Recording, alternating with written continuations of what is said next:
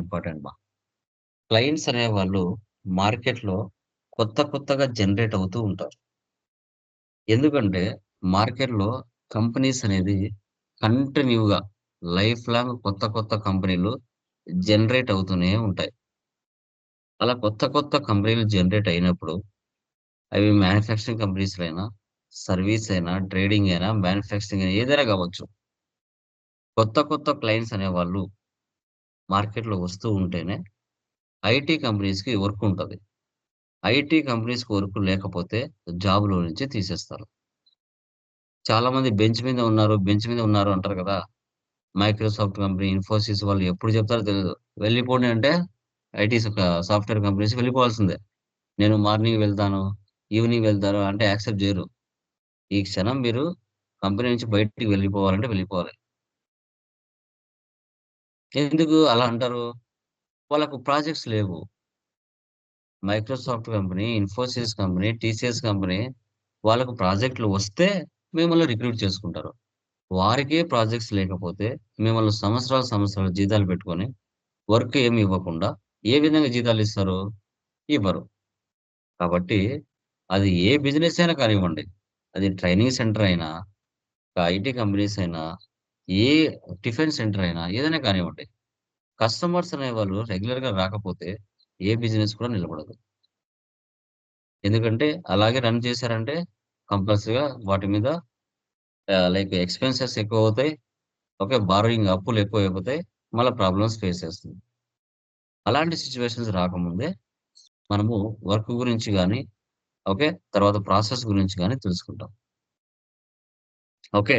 So, ఇప్పుడిక్కడ clients అంటే ఎవరు?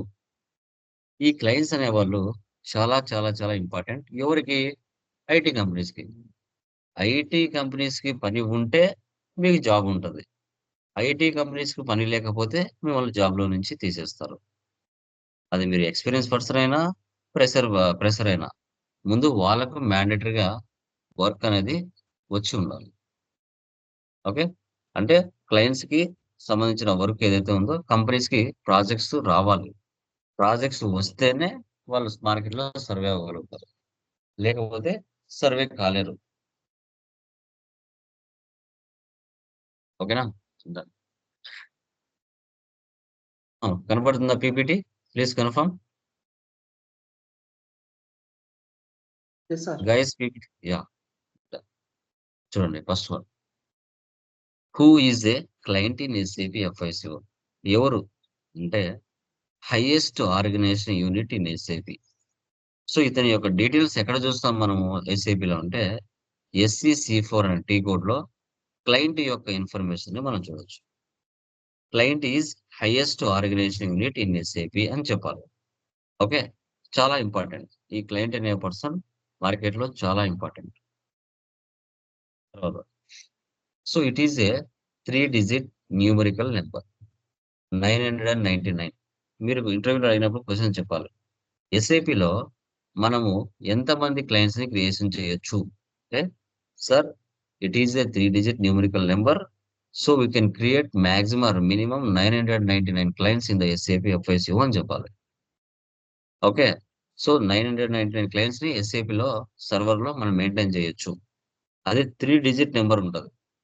Okay. Clients అన్నా, సర్వర్స్ అన్నా ఒకటే. Sandbox client, development client, quality client, pre production client, production client. వీళ్ళు చాలా మీరు రియల్ టైమ్ వర్క్ వీటి మీదనే చేస్తారు. ఇక్కడ 5 సర్వర్స్ ఉన్నాయి. ఈ 5 సర్వర్స్‌లో మీరు రియల్ టైమ్‌లో వర్క్ చేస్తే 3 సర్వర్స్ మీద చేస్తారు. Quality, development, production. Sandbox, pre production ఉండొచ్చు, ఉండకపోవచ్చు. అది బిగ్ కంపెనీని బట్టి వాళ్ళు దాన్ని మెయింటైన్ చేస్తారు. ఓకే. మీరు రియల్ టైమ్‌లో వర్క్ చేసేది కూడా 3 డిజిట్స్ సర్వర్ మీదనే వర్క్ చేస్తారు.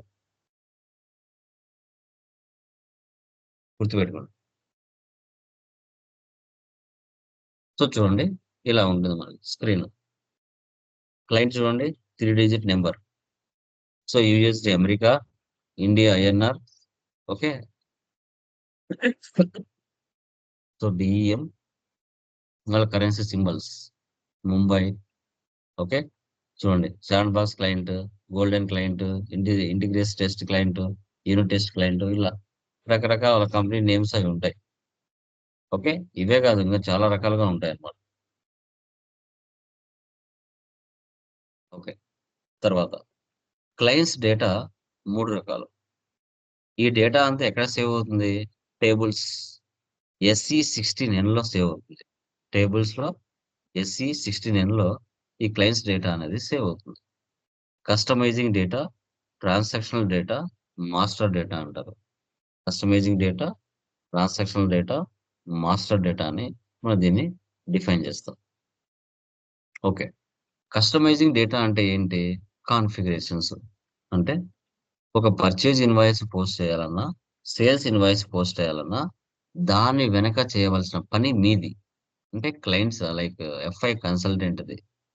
ఓకే. ఆ కాన్ఫిగరేషన్స్ అన్నీ ఏంటి సార్ అంటే, అసలు కంపెనీ పేరేంటి? కంపెనీ కోడ్ ఏంటి? సో, కంపెనీ ఏ ఫైనాన్స్ ఇయర్ ఫాలో అవుతుంది? ఓకే. కంపెనీలో ఎలాంటి ఫీల్డ్ స్టేటస్ వర్క్ అవ్వాలి? కంపెనీలో ఎన్ని బిజినెస్ ఏరియాస్ ఉన్నాయి? సో, కస్టమర్స్‌కి ఎంతవరకు లిమిట్ ఇవ్వచ్చు? ఇవన్నీ బ్యాక్ ఎండ్‌లో నువ్వు కాన్ఫిగరేషన్‌లు చేయాలి. అవి చేస్తేనే remaining purchase entry, sales entry పడతాయి. లేకపోతే పడవు. సో, దాన్నే కస్టమైజింగ్ డేటా అంటారు. దాన్ని కస్టమైజింగ్ డేటా అంటారు. Next transactional data. ఇప్పుడు కాన్ఫిగరేషన్‌లన్నీ చేసిన తర్వాత బిజినెస్‌లో డైలీ జరిగే ట్రాన్సాక్షన్స్ ఏవైతే ఉంటాయో వాటిని ఎంటర్ చేయడం. వాటిని ఎంటర్ చేయడం. పర్చేజ్, సేల్స్, ఎక్స్‌పెన్స్ ఇవన్నీ వీటిని ఎక్స్‌ప్లెయిన్ చేయడం. దీన్ని ట్రాన్సాక్షనల్ డేటా అంటాం. రియల్ టైమ్ ట్రాన్సాక్షన్‌లు జరుగుతాయి. ఆ ట్రాన్సాక్షన్‌లు జరగాలంటే ఫస్టు ఆ వెండర్స్ ఎవరు? కస్టమర్స్ ఎవరు? అసెట్స్ ఏంటి? ఎక్స్‌పెన్సెస్ ఏంటి? ఇన్‌కమ్స్ ఏంటి? వాటన్నిటిని క్రియేట్ జేయాల. వాటిని క్రియేట్ జేయాలంటే మాస్టర్ డేటా అంటారు. వాటిని మాస్టర్ డేటా. మీకు ఇంటర్వ్యూలో అడిగినప్పుడు గూడా మీరు చెప్పాలి. Customising data, transactional data, master data. ఇవి 3 ఉంటేనే మీకు మీ వర్క్ చేసేది మీరు చేసిన వర్క్ అంతా గూడా చూడ్డానికి. ఇది టేబుల్స్‌లో సేవ్ అవుతుంది. SE16Nలో మనకు సేవ్ అవుతుంది డేటా. చూడండి. ఇప్పుడు clients example Oakley, Federal Mogul, okay. తర్వాత Pragati milk production private limited వీళ్ళు క్లయింట్స్. వీళ్ళు ఎస్ఏపీ సాఫ్ట్‌వేర్‌ని యూజ్ చేయాలి. ఏదో టాలీలోనో, ఎక్సెల్‌లోనో డేటా మెయింటైన్ చేస్తున్నారు. ఎస్ఏపీ సాఫ్ట్‌వేర్‌ని మెయింటైన్ చేయాలి. మెయింటైన్ చేయాలంటే ఈ క్లయింట్స్ ఎవరైతే ఉన్నారో వీళ్ళకి ఎస్ఏపీ కంపెనీ తెలియదు. వీళ్ళు డైరెక్ట్‌గా ఎస్ఏపీ కంపెనీ దగ్గరికి వెళ్లి సాఫ్ట్‌వేర్‌ని పర్చేజ్ చేసి ఇన్‌స్టాలేషన్ చేసుకోలేరు.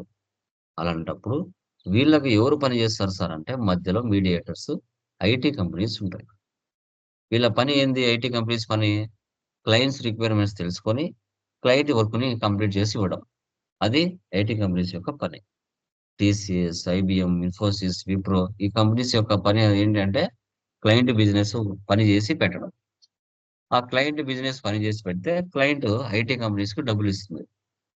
ఐటీ కంపెనీస్ ఏం చేస్తారు? మనకు డబ్బులిస్తారు. ఇలా ప్రాసెస్ జరుగుతుంది. ఐటీ కంపెనీ ఏం చేస్తుందంటే ఎస్ఏపీ కంపెనీ దగ్గరికి వెళ్లి సాఫ్ట్‌వేర్‌ని పర్చేజ్ చేసి, ఆ సాఫ్ట్‌వేర్‌ని తీసుకొని వెళ్లి క్లయింట్ బిజినెస్‌లో ఇన్‌స్టాలేషన్ చేసి వర్క్ స్టార్ట్ చేస్తుంది. మధ్యలో మీడియేటర్‌గా పనిచేస్తది. ఆ మీడియేటర్ దగ్గరనే మనం జాబ్ చేస్తాం. గుర్తుపెట్టుకోండి. మీరు పని చేసేదేమో టీసీఎస్ కంపెనీలోనే. ఈ టీసీఎస్ కంపెనీ క్లయింట్ ఎవరు అంటే ఓక్లే. మీ క్లయింట్ ఎవరు అంటే మీకు కూడా ఓక్లేనే. మీకు జీతం ఇచ్చేది ఎవరు? ఓక్లే గాదు. టీసీఎస్ కంపెనీ ఇస్తది. టీసీఎస్ కంపెనీకి డబ్బులు ఎవరు ఇస్తారు? ఓక్లే కంపెనీ ఇస్తది. ఇలా ప్రాసెస్ జరుగుతూ ఉంటుంది మధ్యలో. Next. So, types of errors. మీరు చేస్తున్న వర్క్‌లో కొంత ఎర్రర్స్ అనేది వస్తుంటాయమ్మా డేటాలో. మీరు చేసిన డేటాలో కొన్ని ఎర్రర్స్ ఉంటాయి. ఆ ఎర్రర్స్‌లో మనం చూసుకున్నట్లయితే 6 ఉన్నాయి చూడండి. Master data errors. ఓకే. ఈ యొక్క ఎర్రర్స్‌ని ఎవరు సాల్వ్ చేస్తారు అంటే మాస్టర్ డేటా మేనేజ్మెంట్ టీమ్ అనేది కంపెనీలో ఉంటుంది. ఎండీఎం. వాళ్ళు ఏవైనా వెండర్స్‌ని క్రియేషన్ చేసేటప్పుడు గాని, కస్టమర్స్‌ని క్రియేషన్ చేసేటప్పుడు గాని, జీఎల్స్‌ని క్రియేషన్ చేసేప్పుడు గాని, ఏవైనా ఎర్రర్స్ వచ్చాయి అంటే, వాటన్నిటిని వీళ్ళు సాల్వ్ చేస్తూ ఉంటారు. అదే కాన్ఫిగరేషన్స్‌లో ఏమైనా ఎర్రర్స్ వస్తాయంటే ఎఫ్ఐ కన్సల్టెంట్ కంప్లీట్ చేస్తాడు. అంటే కంపెనీ క్రియేట్ చేసినప్పుడు గాని, కంపెనీ కోడ్ గాని, బిజినెస్ ఏరియాస్ కానీ, ఓకే. ఇలాంటివి ఏమైనా ఎర్రర్స్ వస్తున్నాయంటే వాటిని ఎవరు సాల్వ్ చేస్తారు? కాన్ఫిగరేషన్ అనేది ఎర్రర్ ఎవరు చేస్తారంటే ఎఫ్ఐ కన్సల్టెంట్స్ వీటిని సాల్వ్ చేస్తారు. వీటిని ఎవరు సాల్వ్ చేస్తారు? FI consultant. ఓకే. సో, తర్వాత టెక్నికల్ ఎర్రర్స్. టెక్నికల్ ఎర్రర్స్‌ని ఎవరు సాల్వ్ చేస్తారు? అంటే ABAPers. In this type of bugs will be occurred. So, we have to forward this to the ABAP team. Then they solve this error. ఇప్పుడు ఎస్ఏపీలో లేని ఫీచర్స్‌ని అబాపర్‌తో మాట్లాడుకొని అవి ఎస్ఏపీలో మనం ఎంటర్ చేపించుంటాం కొత్తగా. అప్పుడు వాటిలో ఏమైనా ఎర్రర్స్ వచ్చాయి అంటే అబాపర్‌తోనే వాటిని క్లియర్ చేపిస్తాం. User mistake errors. The user have to solve this type of error. So we have to guide the user to how to solve the error. End users ఉంటారమ్మా. ఎండ్ యూజర్స్ డెబిట్ చేయాల్సింది credit, credit చేయాల్సింది debit entries pass చేశారనుకోండి. అప్పుడు మనం దగ్గరుండి guide చేస్తాం FI consultant. ఇలా చేయాలి, అలా మిస్టేక్ వేయొద్దు అనేసి. అది యూజర్ మిస్టేక్ ఎర్రర్స్ అంటాం. Next new requirements. New requirements అంటే ఏంటి? As per requirement we have to add new details. This type of errors have to solve the FICO consultant. So, ఇక్కడ మీరు చూసుకున్నట్లయితే క్లయింట్‌కి ఏవైనా కొత్త రిక్వైర్మెంట్స్ వచ్చినప్పుడు, ఆ రిక్వైర్మెంట్స్ తెలుసుకొని, మనం ఆ రిక్వైర్మెంట్స్‌ని క్లియర్‌గా మనం ఎంటర్ చేసుకోవడం జరుగుతుంది.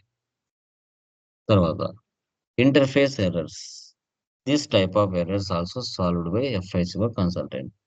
ఇప్పుడు ఇంటర్ఫేస్ ఎర్రర్స్ అంటే ఏంటంటే ఎక్సెల్‌లో డేటా ఉంది.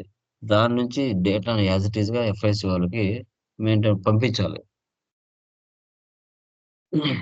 ఎఫ్ఐసీ దాంట్లోకి ఎంటర్ చేపించాలి.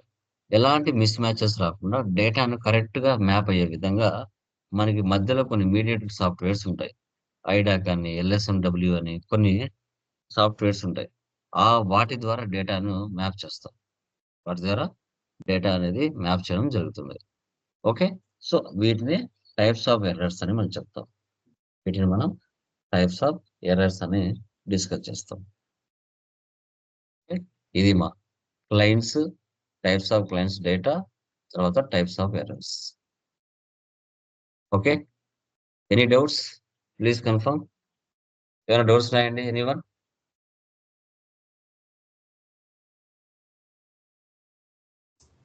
No doubt, sir.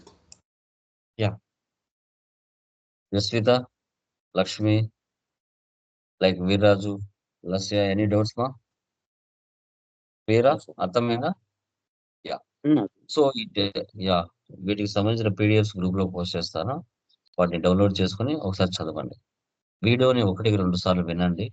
కొత్త సబ్జెక్ట్, కొత్త కాన్సెప్ట్స్, టర్మినాలజీ, వొకాబులరీ ఈ యొక్క వర్క్ ప్రాసెస్ అనేది కూడా కొత్తగా ఉంటుంది కాబట్టి, మీరు ఫస్ట్ టైమ్ వీటిని కంపల్సరీగా ఒకసారి వినాలి. బై హ్యాండ్‌తో టర్మినాలజీ కూడా రాయాలి. రాస్తేనే మనకు ఫ్యూచర్‌లో స్పెల్లింగ్ మిస్టేక్స్ లేకుండా మనం ఏదైనా వర్క్ చేయాలన్నప్పుడు తెలుస్తుంది. ఓకేనా? Done guys. బై.